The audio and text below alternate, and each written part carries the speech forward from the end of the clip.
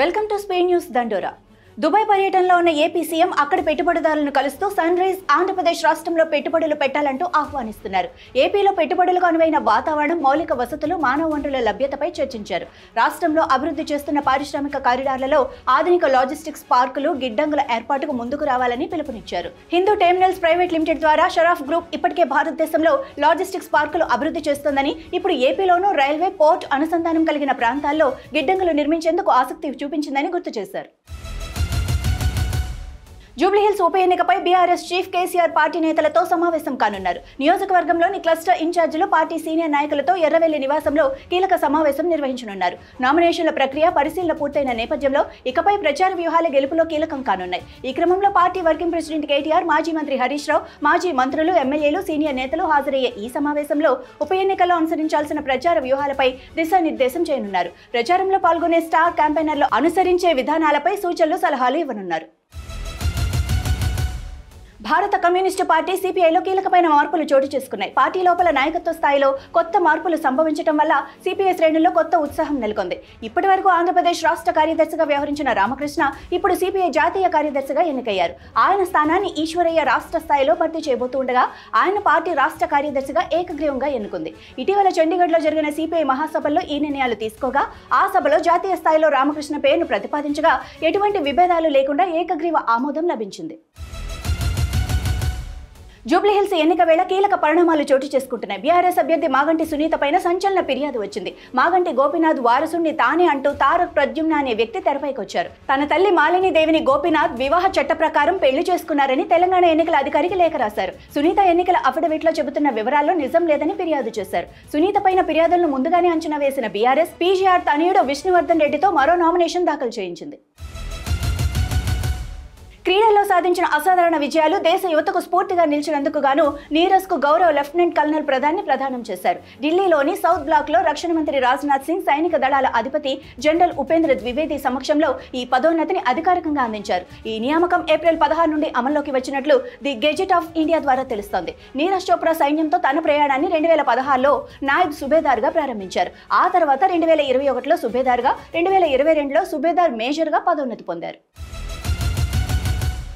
కాకినాడ జిల్లా తునిలో మైనర్ బాలికపై అత్యాచార యత్నం ఘటన నిందితుడు నారాయణ ఆత్మహత్య చేసుకున్నాడు. ఈ కేసులో అరెస్టైన నారాయణరావును మెజిస్ట్రేట్ ముందు హాజరుపరిచేందుకు పోలీసులు తీసుకెళ్తూ ఉండగా మార్గమధ్యంలో నారాయణరావు బహిర్భూమికి వెళ్లాలని చెప్పి పోలీసుల వాహనాన్ని ఆపారు. ఆ తర్వాత పోలీసుల కళ్లు కప్పి అక్కడి నుంచి తప్పించుకుని పక్కనే ఉన్న కోమటి చెరువులో దూకాడు. పోలీసులు గజయితగాళ్లను రంగంలోకి దింపి అతడి కోసం చెరువులో గాలించగా చివరికి మృతదేహం దొరికింది. పోస్టుమార్టం కోసం మృతదేహాన్ని ఆసుపత్రికి తరలించారు. తెలంగాణలో కొత్త మద్యం షాపుల లైసెన్సుల కోసం దరఖాస్తుల స్వీకరణ చివరి దశకు చేరుకుంది. రాష్ట్ర వ్యాప్తంగా మొత్తం 2620 మద్యం దుకాణాల కోసం దరఖాస్తుల స్వీకరణ నేడు ముగియనుంది. సాయంత్రం 5 గంటల వరకు అభ్యర్థులు ఆన్లైన్ లేదా నిర్దేశిత కౌంటర్ల ద్వారా దరఖాస్తులు సమర్పించుకునే అవకాశం ఉంది. గత వారం బీసీ బంద్, కొన్ని బ్యాంకుల మూసివేత కారణంగా దరఖాస్తు చేసుకోలేకపోయామంటూ వచ్చిన ఫిర్యాదులను పరిగణలోకి తీసుకున్న ఎక్సైజ్ శాఖ అసలు గడువును 2 రోజుల పాటు పొడిగిస్తూ అక్టోబర్ 23 వరకు దరఖాస్తుల స్వీకరణ కొనసాగించనున్నట్లు ప్రకటించింది.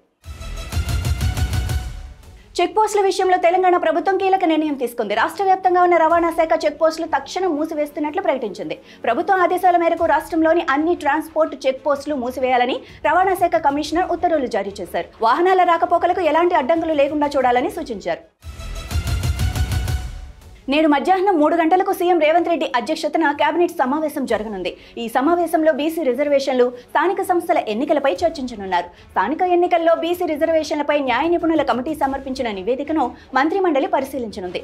అదేవిధంగా స్థానిక ఎన్నికల్లో అమల్లో ఉన్న 2 పిల్లల నిబంధన రద్దు చేయడానికి సంబంధించిన ఆర్డినెన్స్ కు ఆమోదం తెలపనున్నట్లు సమాచారం. అదనంగా ఎస్ఎల్బీసీ టన్నెల్ పనుల పునరుద్ధరణ, కాళేశ్వరం ప్రాజెక్టు పునరుద్ధరణ పనుల డిజైన్ టెండర్లు, అలాగే ప్రాణహిత చేవెళ్ల ప్రాజెక్టు నిర్మాణానికి సంబంధించిన పలు అంశాలు చర్చకు రానున్నాయి. జనాలకు జ్వరం వస్తే మంత్రిదా బాధ్యత అంటూ రాష్ట్ర స్త్రీ శిశు సంక్షేమ గిరిజన సంక్షేమ శాఖ మంత్రి గుమ్మడి సంధ్యారాణి వివాదాస్పద వ్యాఖ్యలు చేశారు. రాష్ట్రంలో ప్రతి ఊరిలో, ప్రతి పాఠశాలలోని పిల్లలు జ్వరాలు, పచ్చకామర్లతో బాధపడుతున్నారన్నారు. తాను కూడా గత వారం రోజులుగా జ్వరంతోనే బాధపడుతున్నానని, ఇందుకు ఎవరు బాధ్యత వహిస్తారని ఎదురు ప్రశ్నించారు. ఎవరికైనా జ్వరం వస్తే తానెలా బాధ్యత వహిస్తానని వ్యాఖ్యానించారు. పిల్లలకు మెరుగైన వైద్య సేవలు అందజేసేందుకు కృషి చేస్తున్నానని, జ్వరాలు సోకితే తనదెలా బాధ్యత అవుతుంది అంటూ మంత్రి సంధ్యారాణి పేర్కొనటం ఇప్పుడు చర్చనీయాంశంగా మారింది.